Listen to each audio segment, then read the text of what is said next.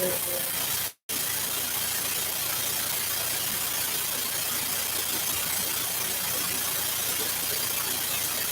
be good to go. Yeah, watching this after this was in live, we're watching a recorded version of this. Don't need anything other than the Wi-Fi. Funkier string. I've got one on YouTube and one on Facebook.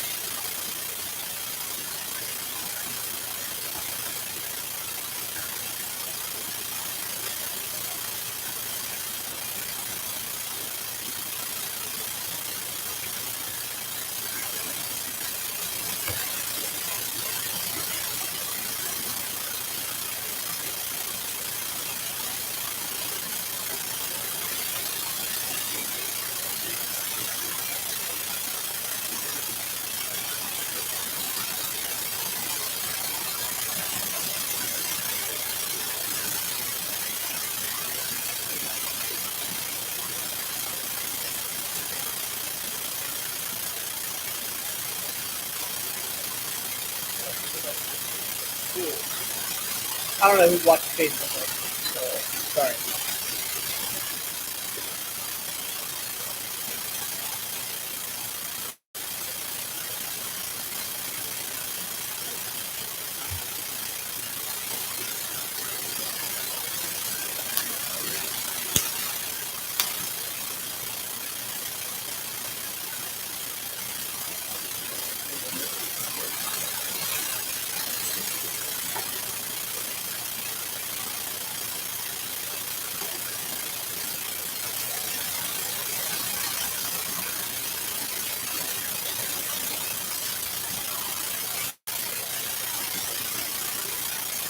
That.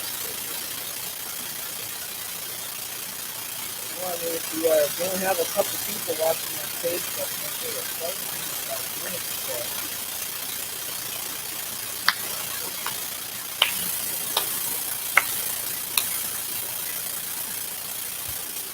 Don't have anybody who's able to comment on it. So if you are unable to comment or interact with the video, typically that means that you're not actually following or liking our page. So if you follow and like our page, you'll be able to actually interact with our page. So, that being said, we're going to get started on a warm-up with the one person on this device that fits will be the same person who's watching. So, I'm going to take a couple of laps around the room. I'm going to be stopping back over by here just to kind of check on you. If anybody else goes back on. If you are warming up at home, jogging laps is a great one. Jumping jacks is another good one. I always encourage burpees if you're okay with it. Just make sure you don't tire yourself out. When you're done warming up with burpees, you should be back and it should just feel like you are warmed up and ready to go. So if you're doing burpees, take it slow. I'm going to take a few laps around the room. I'll stop over here and maybe get another few laps. All right, so warming yourself up.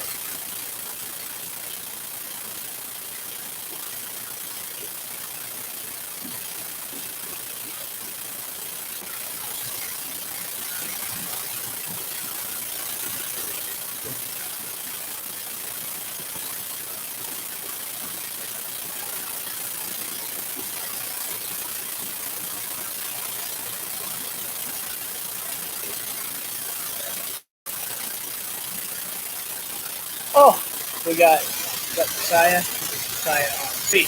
We're warming up right now, jumping jacks, jogging laps, and burpees are the two things I'm recommending. If you have somebody else you want to use to warm up, go for it. I'm just taking a couple laps around the room. You should not be tired at the end of your warm up. If you start to be tired, slow down. All right, go guys.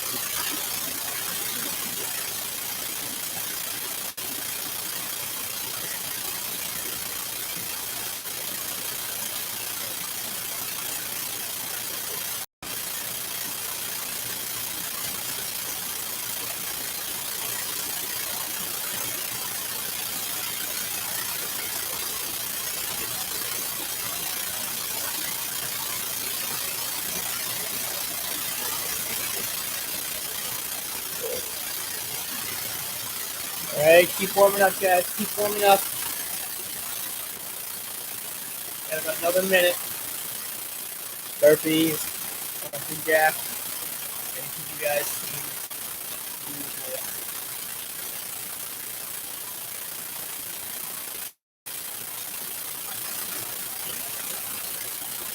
Keep going, guys. You got about 45 more seconds for your warm-up. 45 more seconds.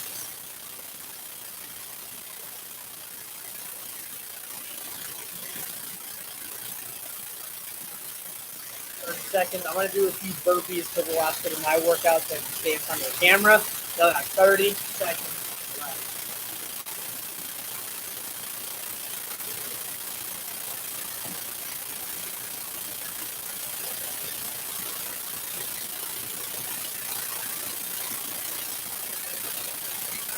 Going, guys. Oh, Mr. Campbell. Oh, you just see your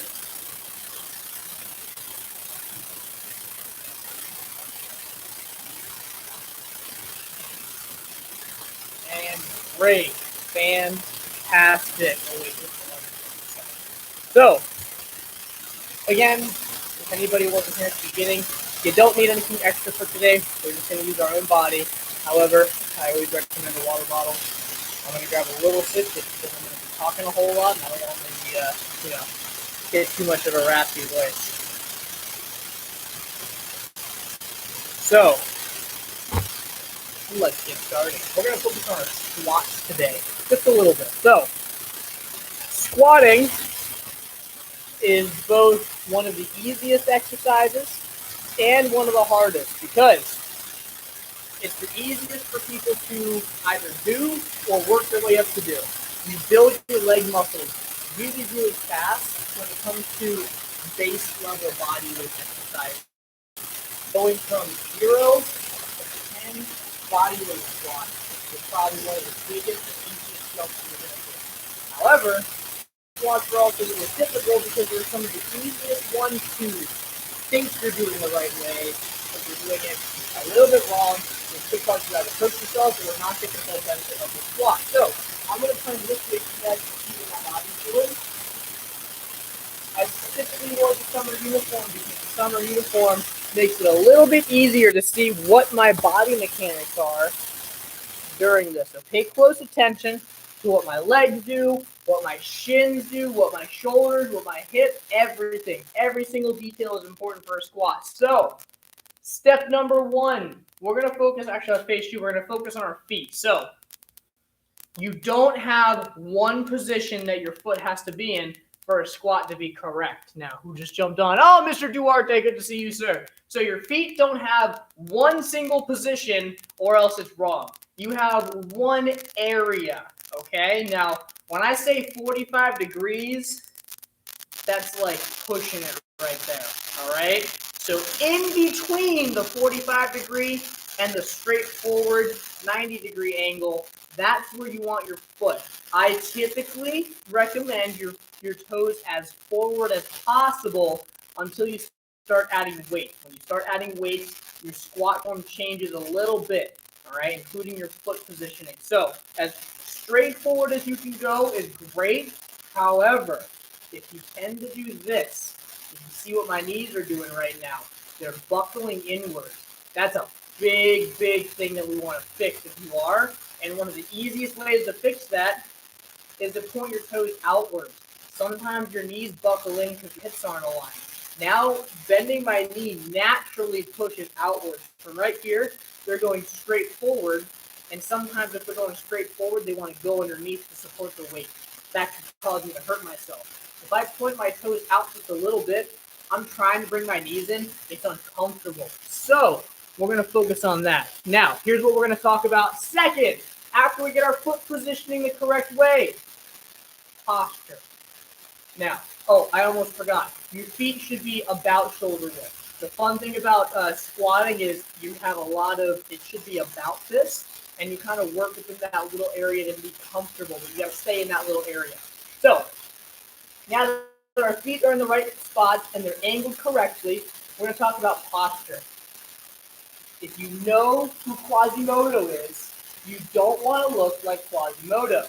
you don't know who Quasimodo is, you just don't want to hunch your back over, okay?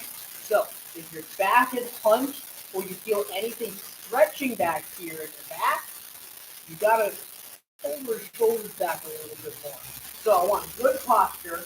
I don't need to be overarching my back to the point where I'm straining the muscles back there, but I just want to have good, straight up posture. Think military, all right? You're standing at attention in the military, same thing. My back is straight, make this slight arch. From here, my shoulders, my knees, and my foot. There should be a straight, there should be a perfectly perpendicular line to the ground from my shoulder, through my knee, through my foot to the ground. My hips are not a part of that line. I can't stress that enough. Your hips need to go out of line to keep the rest of it in line. I cannot bring my hips forward and keep my knees over my feet. That's when people start picking their heels up and hurting themselves as they try and squat with their hips over. I can't do it. It's just not worth it anymore. It doesn't work. You can't squat with your hips over your feet. Your hips have to go back, which I know is weird because your hips are the powerhouse supporting your body. You're using the muscle structure around it. So, I'm here. Let's do this one squat together just a little bit. We're going to go down really slow. I'm going to stick my butt out behind me first. Now, I'm not sticking my butt out by punching. I'm straightening my back, and then I'm getting sitting into my heels, okay? I should feel a lot of weight in my heels right now. From here, I'm just going to pay attention to my knees. I'm not looking down. I'm just using my eyeballs to kind of gear down a little bit. If I can see my toes, I should be doing good. If I can't see my toes, I'm too far forward. All right? I'm just going to go slowly down. I can see my toes. This is about parallel to the ground. So now I'm going to come back up. Okay? So let's do one squat together and you can do that one with me. Ready? Hands up. Back straight. Look up if you have that good knee thing. You got to keep checking on your knees. Look straight forward and use your eyeballs to look down. And walk. Your hands up. Nice and slow. Once you get to parallel, move the chest. Check real quick. Okay, I'm parallel. I can go back up. I cannot stress how bad for you it is to sit all the way down in your squat. Now, what I mean by that, well, I don't know why I angled these cameras up. If you've ever seen anybody relax with their heels on the ground while squatting like this, they're relaxing. There's a reason it's relaxing, and it's because you're not engaging your muscles. If you re-engage your muscles from this position and then push yourself up, it's okay to do once in a while, especially if you squat and rest like this. However, doing a workout like that where you're straining your body, you're straining your muscles in that exact motion over and over again, you can damage your okay? When you disengage your muscles, you're hanging on by just your complete structure. Bone, tendon, all that stuff. Again, you can rest those off and then you want to come back up from there. But I don't want to go much further than this. You can see, I'm in an exercise. I'm in a very athletic position right now. This is not a very athletic position. If you ever end up in a relaxing, non-athletic position during a workout, there is a high chance you might be doing something a little bit wrong as you were fixing. So, let's do a few more squats. Now we're going to focus on our upper body, hands, arms, chest, back, things like that. So, my hands are going to stay up. The reason my hands are going to stay up, now you'll see when I do my squats, they're lower. I raise them as I go down, and I bring them down as I go up. If you do competitions or CrossFit or some kind of workout where you're trying to do as many squats as you can in a little bit of time, you're going to get into a habit of doing that. So powerlifting. We're going to talk about that later. So hands are going to stand by my chin like a boxer. Okay? Right here. I'm going to squeeze my shoulder blades together behind me, and then I'm going to stretch my shoulders behind me. Okay?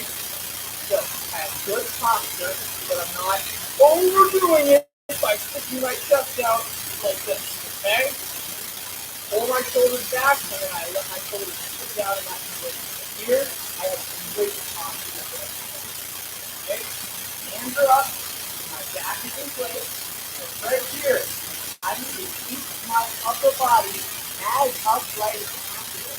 It is physically impossible to walk like this in the back and do just like that. You can't do it. Right? You have to keep the step, you have to angle. So never punch it. And always bend at the waist and straight. Look, I spin my arm on this, right? Do my squat, I just go back, and yes, I lean forward a little bit, but my back is still straight. I'm not leaning forward like this. I'm leaning forward like straight down. Still squeezing and putting my shoulders down behind me as I come back up. So that being said, we're going to do 10 squats all together. Okay? Ready? Let's see you guys. And 10 squats. Go. 1, 2, 3,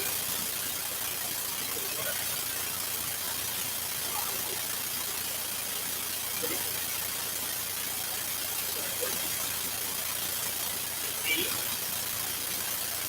9, and 10. Fantastic. So, something else just to keep in mind, we're going to move on from our squats now, but something to think about as you're doing your squats is a feeling or even an action you're going to try and perform with your feet. All right? I want you to pretend there is a split in the ground of the earth beneath you, and you being the ridiculously strong human you are, you're going to split the earth apart beneath you. But you're only going to do it by pushing the ground outwards. Now, that is a great, great thing to think about and try and do if you have a problem if you need buckling in on your squat. If I'm pushing out this way, I'm not going to push out like this, all right? I'm going to push out with my hips outside of my legs. As I'm squatting, I'm using all the muscles out here to pull the ground apart. That's going to make sure my knees don't get stuck underneath me. Now, we're going to move on to something a little bit more fun. We're going to move on to some V-ups. Now, I know we've done some V-ups before, but I prefer V-ups over sit-ups only because they give you a better workout, and you don't need someone to hold your feet. Plus, there's a million different ways to do it. If you're not feeling like folding yourself in half the whole time, you can work in a leg lift and a leg hold, or you just do some toe touches. So, I'm going to bring these cameras down to the ground, and we're going to do some V-ups together. Woo! Oh, it's like we're having a party now. So, now that we're all down here, got a little angle going. Hopefully my phone don't crash down. Sweet. All right, so a V-up is a hugely important exercise to understand how to do. Now, the reason I'm saying that, like I said, it's better than a sit-up because it gives you more exercise and it teaches you a lot of control of your body. People that have back issues and their back hurts when they do sit-ups, if they don't have some kind of like underlying cause or issue, it's typically because when they do their sit-ups, as they go back down, they're just flopping. I don't know if you can hear that thump, but that was my back slamming the ground because I didn't have good posture. I have to curve and roll, and then I stay curved, and I unroll. Very gentle. So, for a V-up, there's really no way to do a V-up without doing that. However, lowering yourself gets a little more difficult. It's a way to build up that muscle. So, step 1, my hands are stretched out over my head. Step 2, my legs are stretched out underneath me. They're not crossed. I'm going to do my best to keep them as straight as possible, but if they bend a little bit, that's okay. It just means you're working on your flexibility as well. Hands are up, my legs are down. This is what a V-up looks like. When I go back down, I do a toe touch over my body. If you're having trouble with that,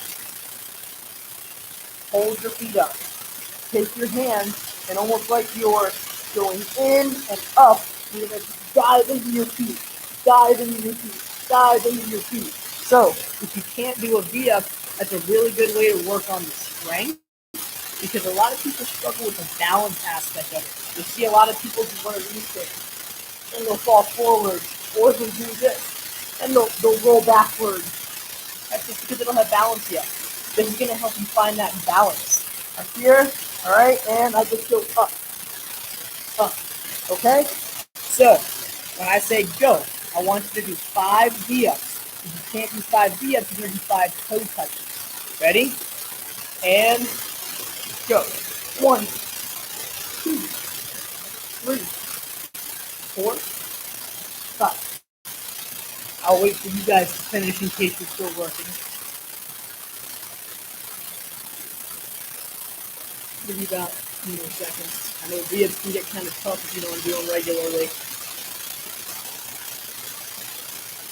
Alright, sweet. Alright, moving on to that. Let's say you can't do the V-up, so you try the toe touch, and the toe touch is still just like you could do it, but it's just really difficult, and it's not something you could make a workout out of. It's one of those, oh, I can do one, and that's an accomplishment. So if that's what you're working on right now, that's totally okay. We're just going to make that progress. We're going to take a step back, and we're going to start from scratch. So from here, I'm going to have one leg flat. I'm going to stick the other one up. Now, if you're having some trouble, you can bend this leg as well. But I'm going to climb my leg and touch my foot. And then I go back down. The less grab you do, the more you're using your core. I need to climb my leg every single step. I'm not really using my core that much, but I'm still doing it a little. I'm only straightening this leg so you can see what I'm doing. If I do this, it might block half my hand. So, the more you do this, the less you'll have to grab your leg. So at some point, you might be able to go 1, 2, 3. Then you might be able to just go grab cat. Once you get that down, you might be able to just go straight up to 1 foot. If you can go straight up to 1 foot, then you'll move to both feet going straight up.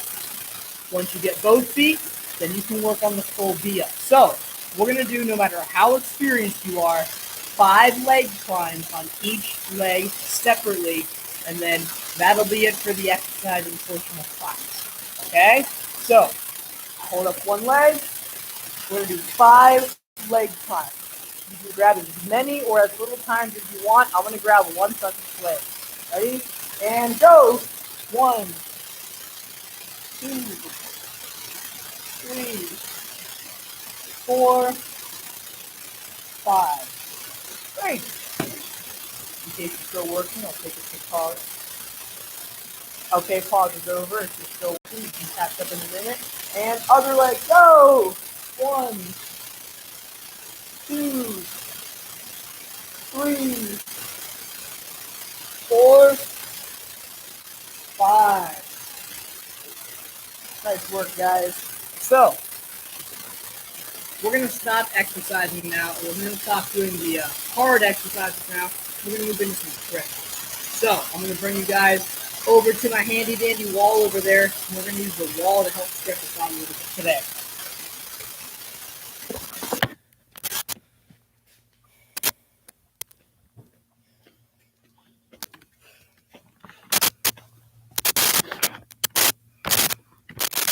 Woo! All right, got the wall. So, if any of you guys know me, I love using walls to help me stretch. Because sometimes I will take a quick step backwards. Partner stretches are some of the best stretches you can possibly do. I'm not going to get into why. I talk about it all the time. The partner stretches will give you the most out of your stretch by far out of anything. However, if you don't have a partner, using things, props, walls, belts, stuff that can help you with your stretching is kind of like that halfway point between stretching by yourself and stretching with a partner.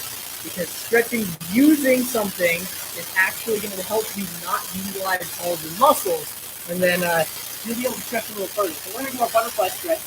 I'm going to sit with my back as close to the wall as possible, meaning I have to sit straight up and down for my whole back to touch. Okay? And right here, I'm going to take my legs and I'm going to put them in a butterfly position. So, butterfly position with my legs. I'm going to put back against the wall. And here. So, just sitting here, if you're not already really flexible, you can feel a stretch because your back is up straight and you're actually being probably pushed forward a little bit more than if you were to just sit in your butterfly position holding your feet. That, again, that wall is really keeping you upright. You have good posture. Your legs are much more aggressive. So I'm just going to sit here. Now, if you need to, you can slide your feet out because maybe that was too close. I'm okay with that. But still hold your feet. It's not a good habit. It'll stop them from sliding away from you. All right? Now, if you are already struggling, you're going to want to move your feet out a little bit for this next part. I'm going to take my hands, and I'm just going to drive my legs to the ground. Not too far. Listen to your body. It shouldn't hurt. It should stretch. Now, try not to get the feeling of your muscles stretching and your muscles hurting confused. It's a very blended feel. It's going to go from stretching, okay, stretching and kind of hurting, okay, and stretching and hurting. All right, now it hurts, but I can feel the stretch, and then all of a sudden it's just hurting. It's a very blended together line transition from stretching and hurting. Try to stay away from anywhere in the middle. Just put your legs down enough where you can relax your foot.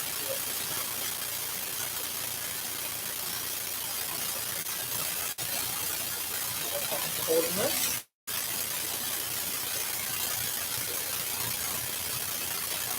And done. All right, from right here, try and keep your feet close together. And hug your knees in as tight as you can. Now, the reason we're doing this, we're actually stretching out your lower back right now. Even if it doesn't feel like it, when I bend my knees in like this, it's pulling my hamstring, it's pulling my glutes, which is also pulling my lower back. Anytime you stretch your hamstring, you're also helping your glute and your lower back. All three of those muscles are always having tension on each other. If you stretch out one, you're helping all of them. That doesn't mean only stretch one, but stretch out your hamstrings and you're having lower back pain, that might help you a little bit. I know I had some lower back pain when I first started lifting weights. My coach helped stretch my hamstrings out really aggressively, and it helped my hamstrings. Everything in the back held tension. That's why when you see people that lift a lot of weights, their arms are like naturally bent like this, or their bicep is so strong that it's just at a complete rest. It's just so tight, pulling his arm up this way. Same thing happens with your legs. I mean, you don't have a whole lot of mobility at that point. If your hamstring is super tight, you don't have a whole lot of lower back flexibility. If your glutes are really tight, you won't have leg or back flexibility. So just keep that stuff in mind, guys. All right, that being said, we're going to end class right here. It was nice having all of you guys on. I know the Thursday class is a little bit smaller, but that's okay. I'm still on here having fun. So I'll see you guys all next week.